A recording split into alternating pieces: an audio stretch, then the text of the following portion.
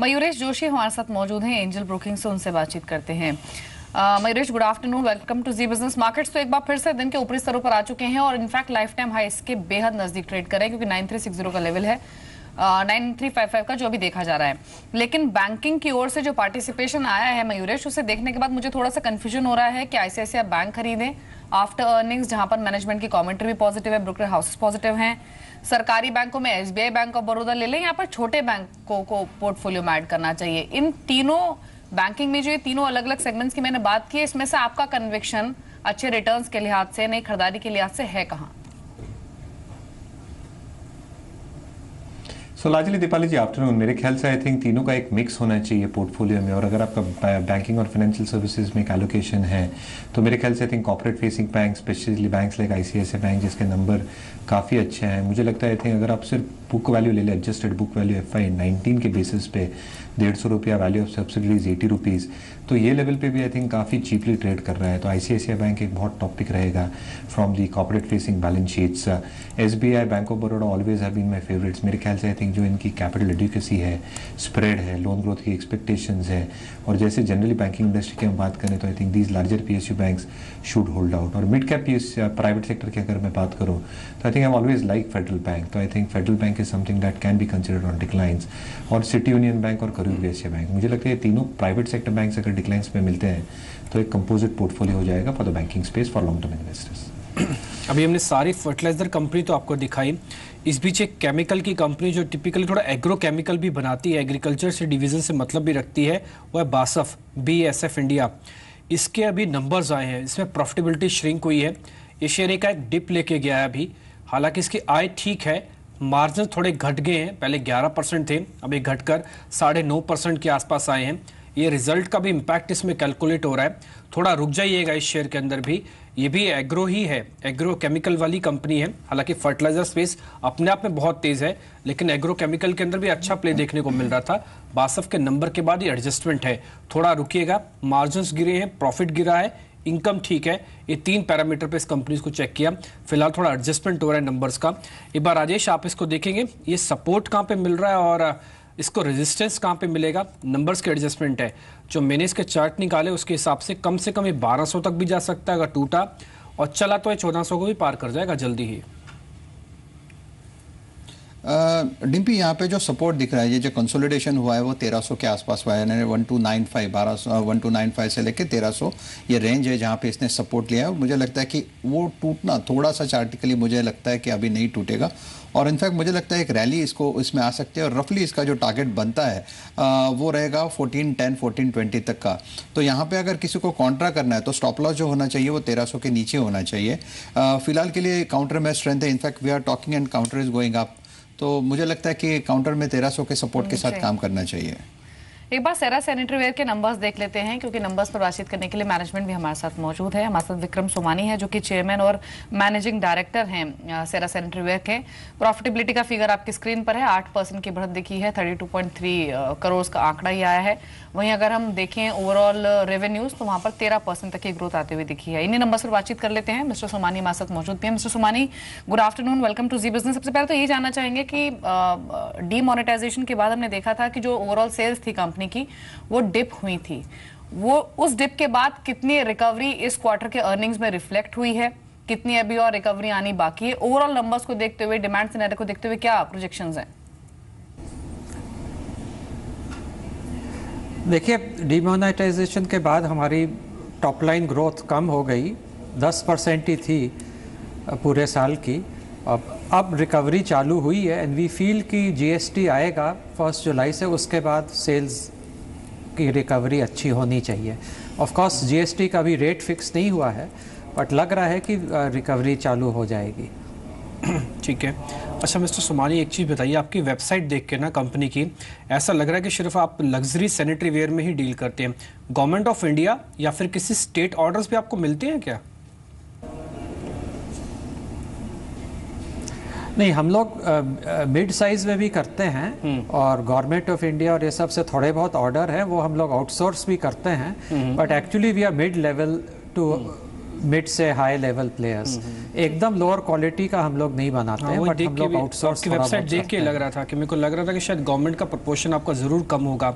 अच्छा सर, ये luxury segment के अंदर आप जो है इसका कुल एक्सपोर्ट कितना करते हैं अपने टोटल प्रोडक्ट्स का? और क्योंकि अभी रुपया नीचे है इसलिए मेरा सवाल ये थोड़ा सा वाजिब था कि पूछना है एज ए इन्वेस्टर कि कुछ हेज भी करते हैं आप इसको? नहीं, वो सब तो नहीं करते हैं, लेकिन एक्सपोर्ट ज़्यादा नहीं है क्योंकि इट्स नॉट रिम्यूनरेटिव। करीब एक्सपोर्ट इस साल 10 करोड़ रुपए का हुआ। गाइडेंस कहें या फिर प्रोजेक्शंस कहें, वो क्या रहेंगे FY18 की top line bottom line growth में, पहली चीज। और दूसरी चीज ये, GST के इंट्रोडक्शन के बाद क्या कोई प्राइस रिवीजन भी आपकी ओर से होगा अपने प्रोडक्ट्स के लिए? हाँ देखिए, GST के बाद हम लोग सोच रहे हैं प्राइस रिवीजन का, बट एक बार GST का रेट नक्की हो जाए उसके बाद। और जहाँ तक टॉप लाइन है, इस साल हम लोग का 10% है, तो हम लोग उम्मीद तो करते हैं कि 20% कम से कम टॉप लाइन हो। और बॉटम लाइन इस पूरे साल का हम लोग का 21% था, तो वी होप कि कॉरेस्पॉन्डिंगली बॉटम लाइन भी इंक्रीज करेगा करेंट ईयर में। ठीक है। अच्छा सर, एक कॉस्टिंग का प्रेशर कितना बढ़ रहा है फिर घट रहा है इस क्वार्टर के हिसाब से? अगर मैं क्वार्टर टू क्वार्टर चलना चाहूँ तो लास्ट क्वार्टर कितना था, इस बार कितना है, और आने वाला क्वार्टर में कितना हो सकता है ये costing pressure, including each and everything, raw material to the gas supply? नहीं, कॉस्टिंग का प्रेशर तो बढ़ा नहीं। इनफैक्ट गैस सप्लाई चार्जेस में हम लोग के करेंट ईयर में 50% रिडक्शन है as compare to the earlier year. तो गैस का हम लोग सोचते हैं कि स्टेबल ही रहेगा, कुछ उसमें फ़र्क नहीं पड़ना चाहिए। रॉ मटेरियल कॉस्ट हम लोग का for the as compare to the production is around 22%, और सैलरी वेजेस करीब 33% है। तो ये जो नॉर्मल इंक्रीमेंट है वो होएगा, but we will offset against the price rise which we hope एक दो महीने में या जून जुलाई से तो हो ही जाए। एक चीज और मिस्टर सोमानी आपसे पूछना चाहेंगे, जैसे आपने अभी खुद भी बताया कि हाई एंड लग्जरी प्रोडक्ट्स में आप डील करते हैं और जिस तरह का अफोर्डेबल हाउसिंग का को पुश दिया जा रहा है, क्या आप अपनी स्ट्रैटेजी कुछ रिवाइज कर रहे हैं, कुछ प्रोडक्ट्स अफोर्डेबल सेगमेंट में भी लॉन्च करने के बारे में प्लान कर रहे हैं? हाँ, हम लोग भी अफोर्डेबल सेगमेंट में, वैसे हम लोग मिड लेवल में तो हैं ही, तो अफोर्डेबल हाउसिंग का भी हम लोग के काफ़ी मटेरियल्स है, like Indian pans and Orissa pans. तो ये हम लोग के कुछ अफोर्डेबल हाउसिंग में जा भी रहा है, एंड वी होप कि we'll be able to supply more to them. Sir, margins पे कितना फ़र्क पड़ेगा, ये आखिरी सवाल है आपसे।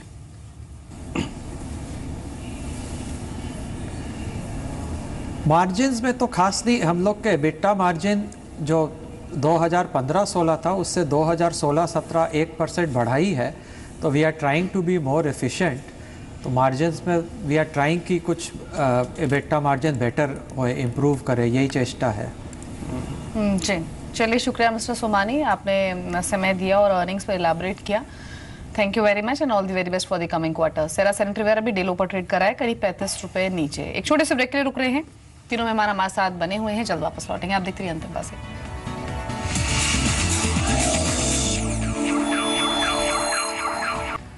आप देख रहे हैं अंतिम बाजी, तीन मेहमान हमारे साथ बने हुए हैं। मयूरेश जोशी हैं, राजेश सतपुते हैं और सुमित बकड़िया हैं। अगर इंडेक्स को देखें तो निफ्टी अभी भी दिन के ऊपरी स्तरों पर ही ट्रेड कर रहा है। अभी फर्टिलाइजर शेयर्स का जिक्र किया था डिम्पी ने, सभी स्टॉक्स में एक्सपर्ट आया है। चमल फर्टिलाइजर, फैक्ट, गुजरात फर्टिलाइजर, ज्वारी एग्रो, नेशनल फर्टिलाइजर, राष्ट्रीय केमिकल, सभी में 5, 10, 14, 15% तक का स्पॉट, एक अच्छी मजबूती। मयूरेश, ये फर्टिलाइजर अभी नहीं चला है, ये अभी मिनटों में तो बाइंग आई है, लेकिन पिछले कई दिनों से जो सेंटिमेंट्स वो काफी पॉजिटिव रहे हैं। ये क्या वजह लगती है आपको जो ये बाइंग दिखी है इसके पीछे की? सो आई थिंक दो मुख्य कारण है दीपाली जी। एक तो आई थिंक जो यूरिया पॉलिसी जो सेंट्रल गवर्नमेंट अनाउंस कर सकती है, अगर ये अनाउंस होती है और एक पॉजिटिव इम्पैक्ट आता है तो सारे फर्टिलाइजर्स कंपनी जो यूरिया बनाती है, आई थिंक वहाँ पे एक पॉजिटिव इम्पैक्ट दिख सकता है। दूसरा I think direct benefit transfer, अगर कुछ इन मुद्दों पे आई थिंक बातें आई तो मेरे ख्याल से जो एफिशिएंसीज है फर्टिलाइजर कंपनीज की वो सिग्निफिकेंटली इंप्रूव होंगी। तो as a space I think this is a space that I am liking. Within the space I think ये स्टॉक मूवमेंट काफ़ी ट्रेमेंडस हुई है, but Chambal fertiliser, RCF, to a large extent GNFC also is something that we'll continue to like। और एक offshoot stock I think Tata Chemicals जो agrochemical, sodium carbonate, salt और value added products में है, I think this is also a very interesting play as an offshoot of the whole process। बिल्कुल। खैर इसमें कोई दो राय नहीं है कि जो मयूरेश हमको बता रहे हैं, एक तो डीबीटी और दूसरा यूरिया पॉलिसी को लेकर कोई ना कोई अनाउंसमेंट ज़रूर आ सकती है। एक और चीज़ आपको ध्यान होगा, इनका ड्यूज़ रह जाते थे पिछले फाइनेंशियल टू पिछले फाइनेंशियल्स करीब 25 हज़ार करोड़ के ड्यूज़ बकाया थे। सरकार ने पहले इनके ड्यूज़ क्लियर किए, लेकिन अब अगर पॉलिसी में डीबीटी कनेक्शन बैठ जाए तो ये ड्यूज़ होंगे ही नहीं। फिर तो सीधा गवर्नमेंट ऑफ इंडिया, यानी कि आपको तो ये जो प्रोडक्ट बेचेंगे वो तो मार्केट रेट पे बेचेंगी, इनको गवर्नमेंट ऑफ इंडिया बाद में एडजस्टमेंट कर देगी।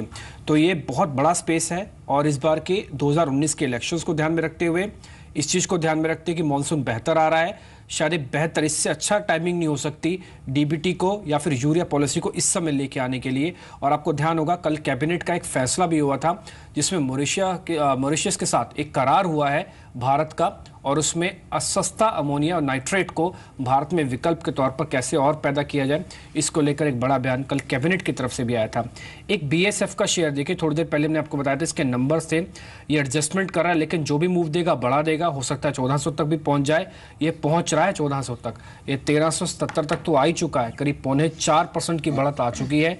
अब इसके नंबर्स वैसे मार्जिन्स गिर गए थे, प्रॉफिट कम आया था, रेवेन्यू ठीक था, लेकिन जिस नेचर की ये कंपनी है ना एग्रोकेमिकल के अंदर, वहाँ पे इस समय दिक्कत नहीं है। ये नंबर उसके अंदर एडजस्ट हो रहे हैं उसी सेगमेंट के अंदर ही। फिलहाल ये करीब 1400 के आसपास आकर ट्रेड कर रहा है। सुमित, कोई और शेयर आप बीटीएसटी या फिर ऐसी कोई पोजिशनल ट्रेड देना चाहेंगे, क्योंकि मार्केट के लाइफ टाइम हाई पे थोड़ा सा समझ नहीं आ रहा कि कौन सी शेयर को अभी पकड़ा जाए।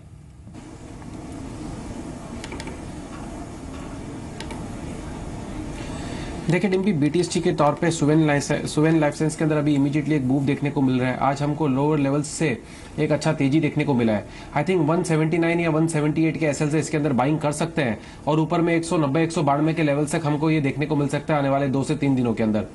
और बैंकिंग स्टॉक्स के अंदर एक्सिस बैंक एक ऐसा स्टॉक है जो पिछले कई दिनों से रेंज बाउंड मूव दे रहा है, और ऐसा लगता है कि ये 2-3 दिनों में ब्रेकआउट देने वाला है, जिसमें अगर ये 525 का लेवल ब्रेक करेगा तो आने वाले दिनों में 580 से 600 के लेवल दिखाएगा, यानी प्रेजेंट लेवल से 60 से 70 रुपए की तेजी हमको देखने को मिल सकती है। इस स्टॉक को हमने हमारे क्लाइंट्स को भी आज रिकमेंड किया है, और यहाँ पर जी बिजनेस पे भी मैं रिकमेंड करना चाहूंगा, इस स्टॉक के अंदर बाइंग कर सकते हैं। ठीक है, चलिए हम यहाँ से सीधे रुक कर लेते हैं फाइनल बेट का।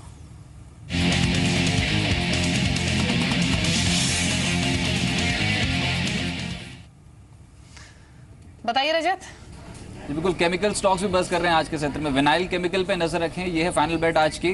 स्मॉल कैप स्टॉक है, लेकिन यहाँ से चल सकता है श्योर शॉट, क्योंकि यहाँ पर जिस तरीके से एक ट्रेंड लाइन सपोर्ट पे एक बेस बना के चलना शुरू हुआ है, तो पिछले नवंबर हाइस के आसपास जाने की संभावना काफी स्ट्रांगली बनती हुई नजर आ रही है। मंथली चार्ट्स पे एक लेवल्स बहुत क्लोजली जिसमें ट्रेडर्स वॉच कर रहे हैं, वो है 73.50 73.60 का। उसके ऊपर निकलता है तो बहुत स्ट्रॉन्ग स्पाइक देखने को मिल सकती है। अब क्यों चलेगा वो, इसलिए क्योंकि सभी एवरेजेस के ऊपर है। 5 सत्रों के डिलीवरी वॉल्यूम्स देखेंगे तो लगभग 68% के औसत लॉन्ग टर्म डेट कंपनी पे बहुत कम है, डेट इक्विटी रेशियो यानी कि फेवरेबल है। और इसके अलावा अगर पीई बात करें तो मात्र 15 की पीई पे मल्टीपल पे कामकाज कर रहा है, जो रेस्ट ऑफ द पीएस के मुकाबले बहुत कम है, क्योंकि इंडस्ट्री औसत लगभग 40 की है। अब अगर 73-50 73-60 के जोन्स क्रॉस कर लेते तो बहुत स्ट्रॉन्ग खरीदारी होती हुई नजर आएगी। और मैं फिर कह दूं कि यहाँ पर नवंबर के बाद से एकदम से एक रेंज में था, एक वो अपसाइड रेंज में कामकाज कर रहा है, उसके अपर पोर्शन पे पहुंच चुका है। इस बार ब्रेकआउट के चांसेस बहुत स्ट्रॉन्ग विनाइल केमिकल दिखाई दे रहे हैं नतीजों से पहले, और जो नतीजे आने वो 17 मई को आने, उससे पहले तेज हो सकते हैं। ठीक है, 77 तक का टारगेट है। इस शेयर पे आप नजर रखें, अच्छे वॉल्यूम के साथ ऑलमोस्ट दिन के उच्चतम स्तरों के आसपास ट्रेड कर रही है। एक्साइड के थोड़ी देर पहले ही नंबर्स आए थे, नंबर्स ठीक थे, उसके बाद ये शेयर अब करीब 6% ऊपर आ चुका है। ये नंबर्स आने के बाद का रिएक्शन देख पा रहे हैं, जो 2 बजे के आसपास का सडन मूव जो दिख रहा है आपको, ये भी 6% ऊपर है। राजेश, एक तो इसको देखिए, ये एक बीटीएसटी कैंडिडेट है, ये पोस्ट नंबर्स।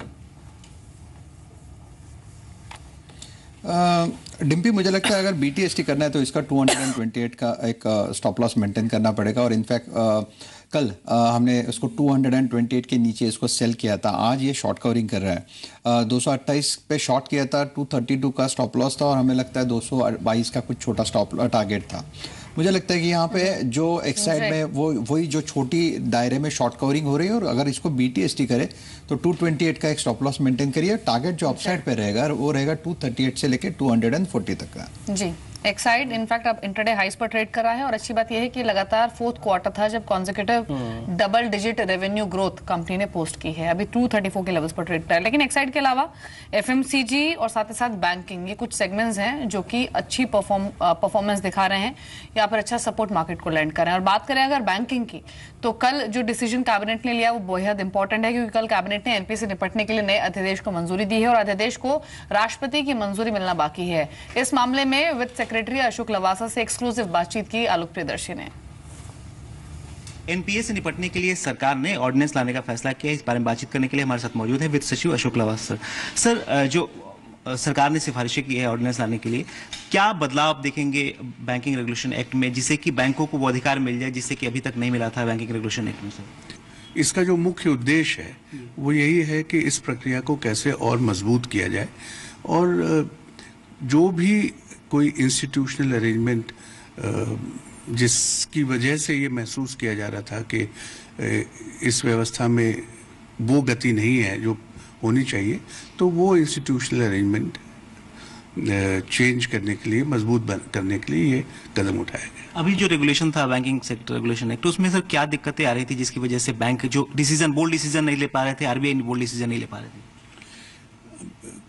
जैसे मैंने कहा कि जो डिटेल्स हैं उस पे इस वक्त ना हम जाएं, लेकिन ये ज़रूर है कि कई दिन से इस चीज़ के ऊपर चर्चा चल रही थी और बैंक्स ने भी और रेगुलेटर ने भी जो भी अपने विचार सामने रखे, उन विचारों का विश्लेषण करने के बाद निर्णय लिया गया है।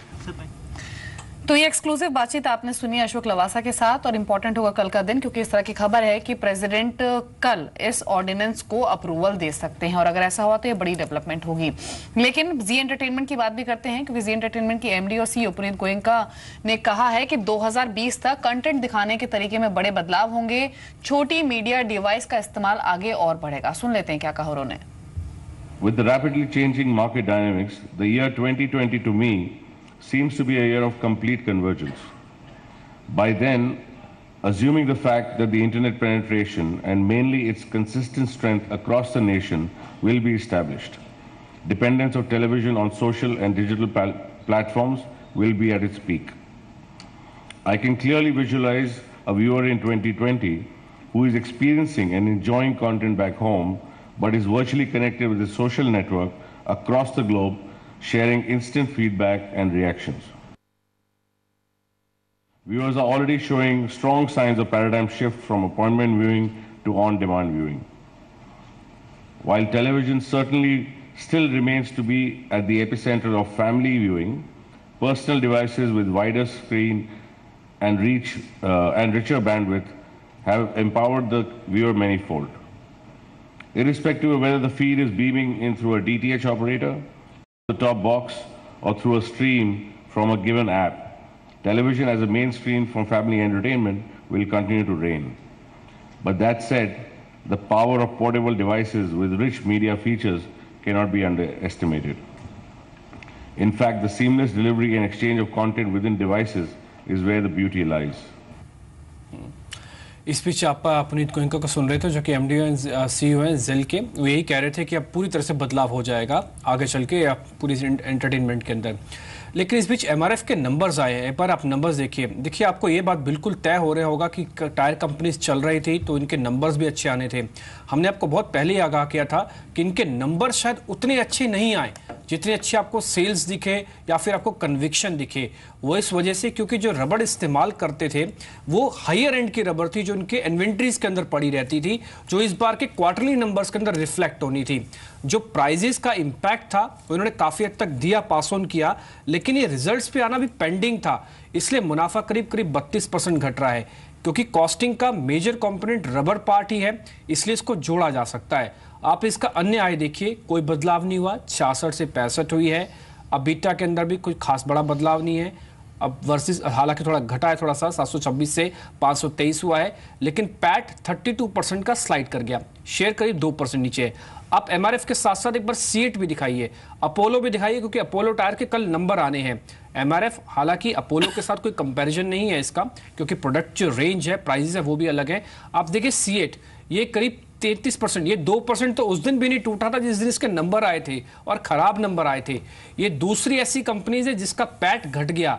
सीएट के नंबर भी उम्मीद से खराब थे, एमआरएफ का भी पैट 32% घट के आया, अपोलो कल आएगा वो भी टूट रहा है, अभी ये करीब ½ % ही नीचे है, लेकिन ये भी अपने लेवल्स को मेंटेन नहीं कर रहा।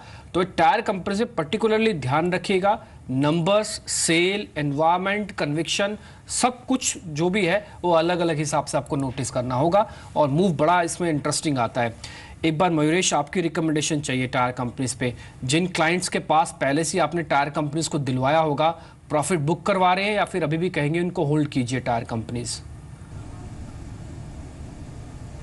नहीं, लार्जली डिब्बी आई थिंक जो एक एक्सपेक्टेशन थी, क्योंकि इनपुट कॉस्ट बढ़ चुकी है और आप राइटफुली कह रहे थे, आई थिंक जो रबर और सिंथेटिक रबर के प्राइसेस में उछाल देखा था, इसमें एक ऑब्वियस था कि एक EBITDA मार्जिन में कंप्रेशन दिखेगा, and that is what got reflected on the numbers. दूसरा आप ये भी देखना चाहिए कि आई थिंक जो रिप्लेसमेंट मार्केट है, जो चाइनीज टायर्स का एक इम्पैक्ट पड़ता था, शायद with the US duty imposition जो कम हुई है, काफ़ी Chinese tyre I think US market की तरफ डाइवर्ट हुए हैं। तो I think it's that leverage play which will again play for tyre companies, और वो लेवरेज जब वॉल्यूम्स में बिल्टअप होता है, रिप्लेसमेंट एंड OEM, क्योंकि OEM के अगर हम आंकड़े देखें, 4 व्हीलर्स हो, 2 व्हीलर्स हो, MHCV हो, I think they are on the uprise. तो I think that will to a large extent mitigate input cost rises, और जो प्राइस हाइक्स इनको लेनी पड़ेंगी of close to 6 to 7%, I think वो शायद ऑपरेटिंग लेवरेज में दिखे। तो मेरे ख्याल से जो इन्वेस्टर्स के पास पहले से टायर कंपनीज हो, JK tyre, even MRF to a certain extent, I think बिल्कुल ठीक है। सभी टायर शेयर्स डे लो पर हैं, MRF भी डे लो पर ट्रेड कर रहा है, हर पैरामीटर पर अर्निंग्स खराब रहे हैं। फटाफट से आपको बता दें मार्जिन जो कि 15-15.5% के आसपास आए हैं। लेकिन अब BTC और SCBT ट्रेड जान लेते हैं साक्षी से। बताइए साक्षी। शुक्रिया दीपाली। शुरुआत करते हैं AK प्रभाकर की तरफ से जो कॉल्स आए हैं। सबसे पहले इन्होंने पिक चुनी है परसिस्टेंट सिस्टम्स पर, जहां पर खरीदारी की इनकी राय है। 594 की टारगेट बताया है, 574 का स्टॉप लॉस मेंटेन कर सकते हैं। फार्मा स्पेस से कैडिला इन्होंने चुना है खरीदारी के लिए, टारगेट्स 468 के बताएं और स्टॉप लॉस 452 पर हम मेंटेन कर सकते हैं। पुष्कराज कनितकर की तरफ से बैंकिंग स्पेस पर खरीदारी की राय है। एक्सिस बैंक इन्होंने चुना है BTST के लिए, 535 के अपवर्ड टारगेट्स के लिए और 510 का में स्टॉप लॉस मेंटेन करना है। साथ ही भारत फोर्ज पर STBT ट्रेड रेकमेंड कर रहे हैं। 1100 तक के टारगेट्स नीचे की ओर देखते हैं, ऊपर में सपोर्ट हमें 1137 के लेवल्स पर लेना होगा। इम्तियाज कुरैशी ने FMCG स्पेस से ITC को चुना है, जहां पर खरीदारी की सलाह दे रहे हैं। 291 के टारगेट्स के लिए 277 पर सपोर्ट लेकर चल सकते हैं। डॉक्टर रेड्डीज भी इनको पॉजिटिव लग रहा है, खरीदारी की राय दी है यहाँ पर 2660 के टारगेट्स के लिए, 2570 का नीचे में सपोर्ट लेना है। खैर इस पीछे कुछ BTST कॉल से डॉक्टर रेड्डीज को वापस बाय मिल रहा है, लेकिन अभी भी 2660 उसी रेंज के अंदर मिल रहा है, कुछ ज़्यादा बड़ा टारगेट्स तो भी नहीं मिल रहे हैं। लेकिन आज पतंजलि की एनुअल कॉन्फ्रेंस थी, प्रेस कॉन्फ्रेंस थी, जहां पे नंबर्स को रखा गया। पहले सुन लेते हैं कि नंबर्स कैसे थे खुद बाबा रामदेव के मुंह से, और उसके बाद ये जानेंगे कि अदर यानी कि दूसरी FMCG कंपनीज को कैसे टक्कर दे रहे हैं वो। एक बार फिर से तमाम नए प्रोडक्ट के साथ आप आ रहे हैं, जाहिर बात है कॉम्पिटिटर्स के दिलों में हलचल तो आप मचाने वाले। क्या नए प्रोडक्ट के साथ आप फिर से दाखिल होने वाले हैं? देखिए, फूड में हमने 5 वर्टिकल्स को एक बहुत बड़ा विस्तार देने का सोचा है, जिसमें हमारा आटा और शुगर बहुत बड़ा ब्रांड होगा। 1 लाख टन प्रति महीना आटा, 1 लाख टन से ज़्यादा प्रति महीना बिस्किट, 1 लाख टन से ज़्यादा फिर ऑयल्स, जिसमें फिजिकल रिफाइंड ऑयल, जिसमें राइस ब्राउन ऑयल, फिर जो है ग्राउंड नट ऑयल, फिर सोयाबीन ऑयल भी फिजिकली, फिर ऐसे सनफ्लावर, फिर साउथ में हमारा जो उधर बहुत ज़्यादा खाते हैं मूंगफली का तेल, तो घी एंड ऑयल, फिजिकल ऑयल खास करके, physical refined oil, rice brown oil तो अद्भुत होता है और उसमें प्राकृतिक तत्व रहते हैं। फिर rice, spice and pulses, rice में करीब 48 से 50 प्रकार के हम SKUs लॉन्च कर चुके हैं, जिसमें 18 प्रकार के अलग अलग क्वालिटी हैं चावल की।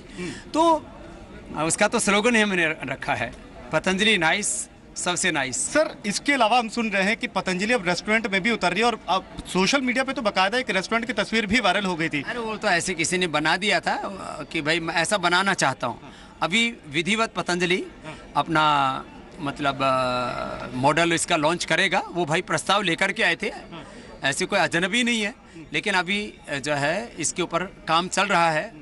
वो उसके ऊपर ट्रायल करने के लिए उनको बोला था आचार्य जी ने, उसने रेस्टोरेंट ही खोल दिया। परिधान में क्या योजना है आपकी? परिधान में भी किड्स से लेकर के, लेडीज से लेकर के, जेंट्स से लेकर के, देसी से लेकर के विदेशी तक, कच्छा से लेकर के कोट तक, लंगोट से लेकर के और अंडरवियर तक सब कुछ बनेगा। लेकिन काफी इंटरेस्टिंग है डिम्पी, जहां एक तरफ एफएमसीजी कंपनियों जो है वॉल्यूम ग्रोथ से वीक वॉल्यूम ग्रोथ से जूझ रही है, वहां पतंजलि की 100% ग्रोथ हुई है in terms of sales. 5,000 crore से बढ़कर सीधे 10,000 करोड़ से ज्यादा का आंकड़ा। यही चिंता की एक घंटी है उन कंपनीज के लिए, क्योंकि अभी बाबा रामदेव तो ये भी कह रहे थे वो सब कुछ बनाने वाले, अभी तो कोर्ट भी बनाएंगे।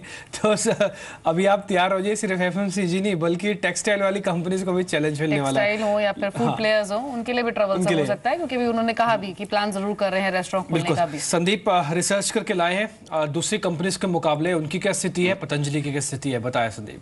देखिए डिम्पी, एक बात तो है ऑन द लाइटर नोट, बाबा का जादू तो चल रहा है। आप देखिए 100% की ग्रोथ लाना देखिए कोई आसान बात नहीं है। 5,000 करोड़ का रेवेन्यू था FY16 में, अब वो बढ़कर FY17 जो आज उन्होंने नंबर शेयर किए हैं 10,000 करोड़ के भी पार पहुंच गया है। इनफैक्ट 10,500 करोड़ के भी पार के जो नंबर्स हैं उन्होंने रिपोर्ट किए हैं। जबकि बाकी कंपनियां जिनसे आप कह रहे हैं कि काफी टक्कर उनको दे रहे हैं, उस पर आप मैरिको की बात कीजिए, HUL की बात कीजिए, इमामी की बात कीजिए। अगर इनके FMCG कारोबार की बात करें तो मैरिको के अभी FY17 के नंबर हमारे सामने हैं। HUL और इमामी और ITC के नंबर्स अगर आप देखें FMCG सेगमेंट के, उनको अगर आप एक्स्ट्रापोलेट कर भी लें FY17 के नंबर्स लाने के लिए, तो वो अपने पिछले साल के नंबर्स के मुकाबले देखें तो शायद उन नंबर्स तक पहुंचते हुए दिखें। जबकि पतंजलि अगर आप देखें तो 2 गुना के आसपास के रेवेन्यू उन्होंने जो रिपोर्ट इस बार किए हैं। और इनफैक्ट बाबा रामदेव ने खुद जो कहा है, उन्होंने ये फिर से इनफैक्ट भरोसा जताया है कि FY18 में भी इसी तरह की ग्रोथ वो लेके आएंगे, 100% के आसपास की ग्रोथ देखने को मिलेगी। देखिए इस कंपनी की जहां तक बात है, FMCG सेक्टर में सबसे ज्यादा ग्रोथ वाली कंपनी तो है ही है, जिसमें टूथपेस्ट, ऑयल, घी, शहद, साबुन, सरसों तेल, ये तो इनके मुख्य उत्पाद हैं ही हैं। और इनफैक्ट अगर आप देखें जो नंबर्स इन्होंने रिपोर्ट किए हैं उसमें एक अहम बात ये निकल के सामने है कि घी उत्पाद बनाने वाली दुनिया की सबसे बड़ी कंपनी उभर के सामने आई है। केश कांति, दंत कांति, ये तो इनके प्रोडक्ट्स हैं ही हैं जो कि तहलका मचा रहे हैं, लेकिन उसके साथ साथ अब ये rice bran oil, groundnut oil, इसमें भी उतरने वाले हैं। और 100% ग्रोथ की जो बात कर रहे हैं उससे कई सारी ऐसी MNC कंपनीज हैं, खासतौर पर टूथपेस्ट सेगमेंट में और ऑयल सेगमेंट में, जिनके लिए कड़ी टक्कर देखने को मिल सकती है। और उसका जो रिफ्लेक्शन है वो नंबर्स में देखने को मिल भी रहा है, क्योंकि ये कंपनी अपने जो FY16 के रेवेन्यूज हैं उनको ही मीट नहीं कर पा रही। और अगर 100% के आसपास की ग्रोथ FY18 में भी आती है तो आप अंदाज लगा सकते हैं कि किस तरह का डेंट FMCG कंपनीज में उनके सेल्स पर से FY18 में देखने को मिलेगा। तो उस लिहाज से देखा जाए जबरदस्त ग्रोथ इस कंपनी ने दिखाई है और पूरे FMCG स्पेस के लिए एक खतरे की घंटी साफ तौर पर नजर आ रही है। ठीक है संदीप, शुक्रिया ये एनालिसिस करने के लिए कि दूसरी कंपनीज के लिए थोड़ी मुश्किल हो सकती है। HUL और ITC का एक बार आप चार्ट देखिए, हालांकि आज दबाव कम है, अभी तो HUL ऑलमोस्ट दिन के उच्चतम स्तरों पे भी आ चुका है। मयूरेश, आपकी रिकमेंडेशन चाहिए, HUL और ITC प्लस करेंगे इस तरह के चैलेंजिंग आंकड़े आने के बाद पतंजलि की तरफ से? नहीं, बाबा जी को बहुत बहुत प्रणाम। और जैसे कंपटीशन के लिए आई थिंक गियर अप हो गया मेरे ख्याल से, I think others have probably taken note of the same. तो अगर चॉइस करना ही है डिम्पी FMCG में, आई थिंक मैं परसों भी बता रहा था जब मैरिको के रिजल्ट्स थे, आई थिंक इमामी एक बेटर चॉइस लगता है out of the larger FMCG universe. जैसे इनकी मार्केट शेयर है, झांडू बाम्स हो, केश किंग हो, I think they are maintaining their market share leadership position. और जहाँ तक HUL और ITC का आई थिंक सवाल रहा, मुझे लगता है आई थिंक ITC में जितनी खराब खबरें आनी थी, सिंटैक्स को लेकर आनी थी in terms of volume deal होता है, आई थिंक वैल्यूएशन के हिसाब से ITC looks like a much better preferred pick. जी मयूरेश, एक छोटा कमेंट इमामी पे भी चाहिए, क्योंकि आयुर्वेदिक सेगमेंट में अगर कोई क्लोज कॉम्पिटिटर है पतंजलि का तो वो इमामी है, क्योंकि काफी सारे आयुर्वेदिक प्रोडक्ट्स हैं, नतीजे भी आने बाकी हैं और स्टॉक दिन के ऊपरी स्तरों पर ट्रेड कर रहा है। क्या व्यू है आपका इमामी पर?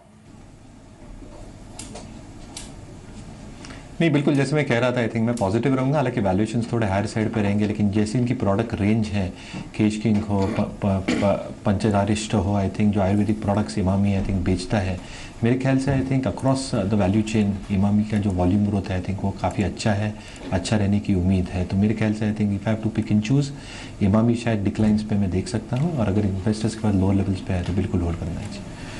ठीक है, मार्केट में एक सेगमेंट थोड़ा सा कम है, वो है इंश्योरेंस सेगमेंट है, लेकिन इसको लेकर बड़ी बात हो सकती है, क्योंकि जो कंपनी के CMD है, न्यू इंडिया इंश्योरेंस के जो CMD है मिस्टर GS श्रीनिवासन, उनका कहना है कि कंपनी रिटेल फोकस में ग्रोथ अच्छी रही है उनकी, 6 से 8 महीने में कंपनी लिस्ट कराने की उनकी योजना भी है। एक्सक्लूसिव बातचीत हुई, आई सुनते हैं। कोई पर्टिकुलर सेगमेंट की बात करें तो कौन से सेगमेंट है जहां पर प्रदर्शन काफी अच्छा रहा है? See, we have various segments. Generally, what we have seen is the segments where there is retail focus is there. There are better experience, and also there is better, opportunity for growth. So if you look at our company, 70% of our business is retail, 30% is corporate, and so if you look at the insurance penetration in India, the opportunities are lying in the retail. There are a lot of semi-urban and rural areas where People have a lot of insurance potential. Only thing is, there is no reach for the industry to these people. So if these people are reached through agents or micro offices and other methods, and the products are properly explained to them, India will do much better in terms of insurance penetration in the coming years. और sir अभी जब सबसे जिस चीज़ का इंतजार है हर किसी को कि आपकी कंपनी की लिस्टिंग का, तो उसमें सर किस तरह से आगे बढ़ रहे हैं? अब बैंकर्स तो नियुक्त कर दिए हैं, उसके अलावा और किस चीज़ क्या प्रोग्रेस है? We have started the process and we have selected the bankers and legal counsel, which is the first stage in the process. So we are now into the process of fulfilling various regulatory requirements, seeking approvals. Hopefully in the next 6 to 8 months time, if the market is good, we'll be there definitely to complete the IPO process.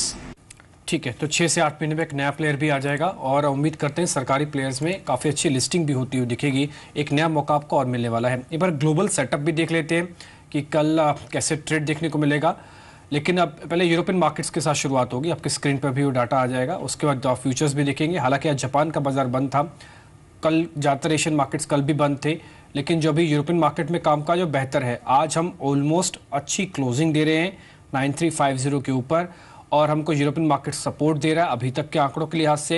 एक बार जाओ futures भी दिखाइए जल्दी से, वहाँ पर भी अगर अच्छी बढ़त है तो ये फेड की बैठक के बाद बाजार फिर से चल रहा है। पहले फेड की बैठक के लिए थोड़ा रुका हुआ था, लेकिन फिर से चल रहा है। तो उम्मीद करते हैं कि कल 9400 भी मार्केट के लिए हो सकता है, इसलिए अब चिंता उनको करनी चाहिए जिनके पास बाजार शॉर्ट पड़ा है। 9400 तक तो दिक्कत नहीं है, लेकिन दिक्कत वहीं से शुरू भी होगी, ये बात ज़रूर ध्यान रखिएगा, क्योंकि मार्केट के अंदर मूव शायद बड़ा इस बार आएगा 200 से 250 पॉइंट का। समित इस बीच 1-2 शेयर और देखिए आप। एक तो EID पैरी, क्या ये हमको होल्ड करना है? दूसरा सिम्फनी, जिसके अंदर एक सडन स्पाइक आया है। ये दोनों शेयर बताइए, EID पैरी और symphony.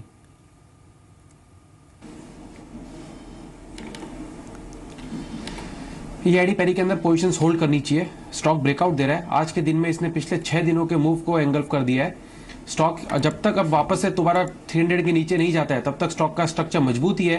Eight the same time stock ऊपर में there is a possibility that हमको 330-340 के लेवल्स दिखा सकता है। तो यस, एब्सोल्युटली EID पैरी के ऊपर होल्ड की सलाह रहेगी। आने वाले दिनों में अच्छा रिटर्न देखने को मिल सकता है। दूसरी तरफ आपका सवाल था सिम्फनी के ऊपर। सिम्फनी भी आज लोअर लेवल से अच्छी तेजी दिखा रहा है। स्टॉक ऊपर में जैसे ही 1480 का लेवल ब्रेक करेगा तो हमें 1540 तक का मूव देखने को मिलेगा। एग्जिस्टिंग लॉन्ग पोजीशंस होल्ड की जा सकती है। फ्रेश लॉन्ग पोजीशंस 1480 का ब्रेकआउट के बाद बाय करें for the targets of 1530 1550 levels.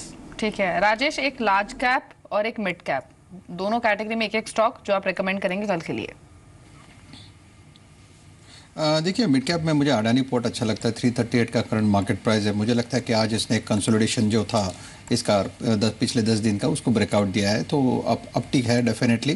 जो टारगेट बनता है वो रफली बनेगा 350 का। स्टॉप लॉस जो मेंटेन करना है 334 का। और लार्ज कैप में हमने इन्फोसिस पिक किया है। कल इसमें एक अच्छी शॉर्ट कवरिंग देखी थी लोअर लेवल से, हालांकि आज थोड़ा सबड्यूड है, लेकिन मुझे लगता है कल फिर से इन्फोसिस एक्टिव हो जाएगा। तो one can go long in Infosys. 930 का एक स्टॉप लॉस है as far as the future level is concern. Upside में जो टारगेट बनता है वो हमारा है 954 का। ठीक है राजेश, 1-2 शेयर आप और देखिए, थोड़ा जल्दी मेरे को जवाब दीजिएगा। एक तो IFCI मैं होल्ड कर जाऊं 35 का टारगेट, दूसरा टाटा केमिकल, इसको ले जाऊं 700 का target. IFCI yes you can hold, आपका टारगेट अच्छा है। 31.50 का स्टॉप लॉस है। Tata chemical 656 current market price है, but I am not quite bullish. मुझे लगता है कहीं ना कहीं ओवरबॉट है, तो यहाँ पे अवॉइड करिए। JK लक्ष्मी सीमेंट ठीक लग रहा है, 5% ऊपर है, अभी और चलेगा? मुझे लगता है कि सीमेंट सेक्टर में एक वही है, रिवर्सल है, शॉर्ट टर्म रिवर्सल है। फिलहाल के लिए अवॉइड करिए। सीमेंट सेक्टर ओवरबॉट है। मुझे लगता है एक बार के लिए जो करेक्शन था वो जो बीच में रुक के एक टेक्निकल पुल बैक मिल रहा है, मुझे लगता है फिर से वो रिज्यूम हो जाएगा। अपसाइड में ज़्यादा कुछ नहीं है, बहुत रिस्क फैक्टर बहुत ज़्यादा रहेगा। फिलहाल के लिए अवॉइड करें। सुमित, अदानी पोर्ट को रख सकते हैं कल के लिए, परसों के लिए, 2-3 दिन के लिए? बिल्कुल रख सकते हैं। अदानी पोर्ट के अंदर ब्रेकआउट है, ये यहाँ से स्टॉक ऊपर में 350-360 के इमीडिएट लेवल्स दिखाएगा। प्रेजेंट लेवल्स पे फ्रेश बाई की सलाह भी रहेगी। 330 के नीचे का स्टॉप लॉस, और अगर कोई एग्जिस्टिंग लॉन्ग करके रखा है वो बिल्कुल होल्ड करे for the targets of 350-360 levels. Sumit, CEAT को शॉर्ट कर दें यहाँ पे, MRF के नंबर देखने के बाद लो पे आ चुका है अब। देखिए थोड़ा सा वीकनेस जरूर देखने को मिल सकता है C8 अगर प्योरली ट्रेडिंग के लिहाज से अगर कोई करना चाहता है तो 1630 1640 का स्टॉप लॉस लगा के 2 दिनों के लिए शॉर्ट कर सकते हैं। टारगेट्स ज्यादा बड़े तो नहीं, लेकिन थोड़ा सा वीकनेस देखने को मिल सकता है, जिसके अंदर 1550 1540 के लेवल देखने को मिल सकते हैं। 1630 1640 के आसपास का स्टॉप लॉस जरूर लगाना पड़ेगा। 10-20 शेयर टीटी के प्रेस्टीज के लेके जाएं, 4% ऊपर है, सडन स्पाइक आया, 10 शेयर ले जाना चाहता हूं, लेके जाऊं? बिल्कुल लेके जा सकते हैं। स्टॉक के अंदर इसने भी पिछले 5 दिनों का मंदी को एंगल्फ किया, आज एक दिन में वो बहुत पॉजिटिव साइन होता है। स्टॉक के ऊपर में इमीडिएटली 6750 और 6750 और 7000 के लेवल्स देखने को मिल सकते हैं। तो एग्जिस्टिंग लॉन्ग पोजीशंस होल्ड करें और फ्रेश भी बाय कर सकते हैं। चलिए इस बीच मार्केट्स क्लोज होने वाले हैं और अगर निफ्टी को देखें तो लाइफ टाइम हाईस के नजदीक निफ्टी ट्रेड कर रहा है। अभी 9367 इसका लाइफ टाइम हाई है और अब 9357 पर ट्रेड कर रहा है, 0.5% का सर्ज। अच्छा मूव आज के सत्र में देखा है, क्योंकि पिछले 4 दिनों से हम देख रहे थे कि जो ओपनिंग लेवल होता था उसके नीचे ही निफ्टी क्लोज हो रहा था। आज उसके मुताबिक एक अच्छा मूव मार्केट्स में दिखा है। सेंसेक्स भी करीब 200 अंक ऊपर है। अच्छा पार्टिसिपेशन आज आया है बैंकिंग स्टॉक्स की ओर से, क्योंकि अगर आप आज निफ्टी बैंक को देखें या फिर निफ्टी PSU बैंक इंडेक्स को, तो दोनों में ही एक स्ट्रॉन्ग सर्ज रहा। 3% ऊपर है अभी भी Nifty PSU bank index. Nifty bank में भी अच्छा मूव रहा है और जो सपोर्ट आया है वो आया है बैंकों की ओर से, फिर चाहे वो प्राइवेट बैंक या फिर सरकारी बैंक हो। ICICI बैंक 9.5% ऊपर, एक्सिस बैंक में अच्छा मूव दिखा, ये भी 3.5% ऊपर रहा और PSU बैंक में तो कांस्टेंट खरीदारी दिखी है और आज भी bank of Baroda, PNB, SBI जैसे स्टॉक्स परफॉर्मर रहे हैं। एक और पॉकेट जिसमें अच्छी परफॉर्मेंस दिखी आज के सेशन में वो रहे FMCG stocks, Emami, HUL, ITC, यहाँ पे अच्छी खरीदारी आज के सत्र में दिखी है। थोड़ी बहुत बाइंग आज के सेशन में हमने चुनिंदा सीमेंट स्टॉक में भी देखी है। ग्रासिम अंबुजा का जो बायस था वो भी आज के सत्र में पॉजिटिव रहा। अर्निंग्स काफी सारे आए और अर्निंग्स का इंपैक्ट हमने देखा। फॉर इंस्टेंस MRF को आप देख सकते हैं, उसका इंपैक्ट हमने सभी टायर स्टॉक्स पे देखा। नंबर्स ने यूजुअली डिसअपॉइंट किया, जिसके बाद अपोलो, C8, JK टायर, इन पर भी इंपैक्ट दिखा। अपोलो टायर्स पर जैसे डिम्पी ने भी थोड़ी देर पहले कहा, नजर रखकर चले क्योंकि कल नंबर्स आने हैं अपोलो टायर्स के। इमामी के नंबर्स अभी नहीं आए, शायद मार्केट बंद होने के बाद आएंगे, लेकिन स्टॉक एक अच्छी मजबूती के साथ अभी भी ट्रेड करते हुए करीब 4% का उछाल था। और साथ ही केमिकल स्टॉक्स और फर्टिलाइजर स्टॉक्स वहाँ भी डिप काफी अच्छी वाइब्रेंसी रही आज। बिल्कुल। इस बीच SH केलकर की एक बैठक होने वाली है। ये बोर्ड की बैठक होगी 12 तारीख को, तो बोर्ड की मीटिंग है, इस पर थोड़ा ध्यान रखें। आज मार्केट की जो क्लोजिंग है 9351 हमको लेवल है जिस पे हम पहले भी एक बार क्लोज कर चुके हैं, लेकिन इसके ऊपर आज हम क्लोज करने की तैयारी करें। तो हाईएस्ट लेवल पे बाजार बंद हो रहा है, ग्लोबल पैटर्न ठीक है और आज मार्केट की जो हमको क्लोजिंग मिली है, प्रोविजनल क्लोजिंग मिल चुकी है और ये 9356 है। अभी एडजस्टेड क्लोजिंग भी आ जाएगी, लेकिन उम्मीद शायद यही है कि अपर एंड पे ही हमको एडजस्टमेंट मिलेगा और रिकॉर्ड क्लोजिंग है मार्केट की आज। और बिल्कुल यस 9351 के ऊपर हमको क्लोज मिल रहा है। स्मॉल कैप और मिड कैप का इंडेक्स भी देखिए, ये भी पीछे नहीं है, ये भी आधे % की बढ़त है। तो अक्रॉस द बोर्ड आज बाइंग देखने को मिल रही है। फार्मा की ही अपनी तबीयत खराब है वैसे, और सब कुछ ठीक दिख रहा है। IT अब ठीक होने लग गया है। ऑटो आज ज़्यादा पार्टिसिपेट नहीं कर, लेकिन फिर भी ठीक है। लेकिन आज का सुपरस्टार 2 सेक्टर्स हैं। पहला तो कमोडिटी बेस्ड, जिसमें शुगर, फर्टिलाइजर को आप जोड़ सकते हैं, और दूसरा बैंकिंग। इन्होंने बाजार की बड़ी हेल्प की है। वैसे इन सब चीज़ों का एक और चीज़ भी जोड़ी जा सकती है कि आजकल बाजार सेंटिमेंट से कम बल्कि सरकारी पॉलिसी से और सुप्रीम कोर्ट से ज़्यादा चल रहा है। एक तो सुप्रीम कोर्ट से कोई फैसला आ जाए उसके बाद शेयर चलते हैं, या तो सरकार से कोई फैसला आ जाए उसके बाद बहुत शेयर चलते हैं, और ऐसे चलते हैं कई दिन तक चलते रहते हैं। वैसे बाजार में अर्निंग्स, लिक्विडिटी, ग्लोबल फैक्टर ये थोड़े से बोने होते दिख रहे हैं। अब आप L&T को देखिए, आज भी अच्छी क्लोजिंग इसकी को मिली है। विप्रो की अच्छी क्लोजिंग, गेल की अच्छी क्लोजिंग है। कुछ फ्रंटलाइन गेनर्स हैं जो आज हमको अच्छा क्लोज देके गए। सुबह सुबह हीरो मोटोकॉर्प, हमने जब ये कंफ्यूजन थी हमको कि एक शेयर प्लस करना चाहिए, दिन भर के लिए रख लेना चाहिए, तो हीरो मोटोकॉर्प हमको एक एनालिस्ट ने कहा था कि रखें। अब आज फर्टिलाइजर स्पेस के अंदर काफ़ी स्ट्रॉन्ग मूव आया। आप ध्यान रखिएगा, हो सकता है 1 से 2 दिन के अंदर कोई बड़ी खबर आ जाए फर्टिलाइजर को। DBT के आने के चांसेस थोड़े ज़्यादा हैं। हो सकता है पॉलिसी आ जाए पूरी सरकार की तरफ से, ध्यान रखें। एक्साइड के नंबर वैसे उतने अच्छे नहीं थे, लेकिन शॉर्ट कवरिंग का लिहाजा यहाँ पे भी देखने को मिला। ना केवल एक्साइड चला बल्कि अमाराजा बैटरीज भी चल रहा था। हेवल्स काफ़ी अच्छा इंटरेस्टिंग प्ले दे रहा है आज। इमामी के नंबर्स अभी आ जाएंगे, तो आज ये 2.5% की क्लोज करके गया है। मयूरेश, आज की क्लोजिंग कितनी इंटरेस्टिंग है। कल हमको क्या 9400 की तैयारी करनी है और उसके बाद 9600 की तैयारी करनी है ना। आज हम दिवेन से भी पूछ रहे थे कि हमको हंसना है, अब रोना नहीं है, बाजार चलेगा। तो बहुत बधाई है आपको और सब दर्शकों को आई थिंक, और नए high almost every week every month देखने मिल रहे हैं। लेकिन आई थिंक जो इक्विटी एक ऑप्शन है Dimpy, I think that is the only option which is giving good yields ये टाइम पे। अगर हम कोई भी एसेट क्लास मैप करें over the last few months और आगे के कुछ महीनों तक, I think bond yields are also expected to be in a range. Gold का अंडर परफॉर्मेंस है, एफडी के रिटर्न पोस्ट टैक्स मिलते नहीं है, और जो फ्लो आ रहे हैं इक्विटी में डोमेस्टिक पैसों में through SIPs, I think that is quite significant. तो मेरे ख्याल से आई थिंक जो लिक्विडिटी पुश थ्रू है, जो आई थिंक डोमेस्टिक कंडीशंस है, रिफॉर्म मेजर्स है, जो ग्लोबल हेडविंड्स ईज हो रही है, I think markets are probably going to push higher. तो येस, आई थिंक मैं पॉजिटिव रहूँगा मार्केट्स पे, और खास करके इंडियन इक्विटी मार्केट। ठीक है राजेश, 2-3 दिन से हम यही बात कर रहे थे कि इंडेक्स को भूल जाइए, शेयर्स को चुनिए। अब आज की क्लोजिंग, कल के सेंटीमेंट देखते हुए ऐसा लग रहा है कि हमको अब ये भी कहना पड़ेगा इंडेक्स को भी चुनिए। ये भी आपको नया रिटर्न दे सकता है, अच्छे रिटर्न दे सकता है, तेजी से रिटर्न दे सकता है। ये कंडीशन अप्लाइड के साथ है 94 के ऊपर, या फिर अभी से ही है? देखिए डिम्पी, थोड़ा सा मैं यहाँ पे cautious to be very frank with you. मुझे लगता है कि 9400 का लेवल अगर टूटता है या ब्रेकआउट मिलता है तो जाके हम कुछ नई बात सोचेंगे। उसके लिए रीजंस भी है Dimpy. First of all FI का जो डेटा है, अगर आप वो देखोगे तो एफआई बहुत दिन से कंटिन्यूसली इंडेक्स फ्यूचर में भी शॉर्ट है, सामने ऑप्शंस में भी वो हेज है, बाइंग हो रहा है ऑप्शंस में, कैश में उनका सेलिंग है। सामने अगर आप प्योरली टेक्निकली बात सोचें तो आप समझो 7900 से लेके हम लोग रैली में बैठे हैं, 9400 के आसपास आ चुका है। अगर यहाँ पे रिट्रेसमेंट का जो फंडा भी अगर लगा है तो रफली जो 8800 तक का एक करेक्शन ड्यू है।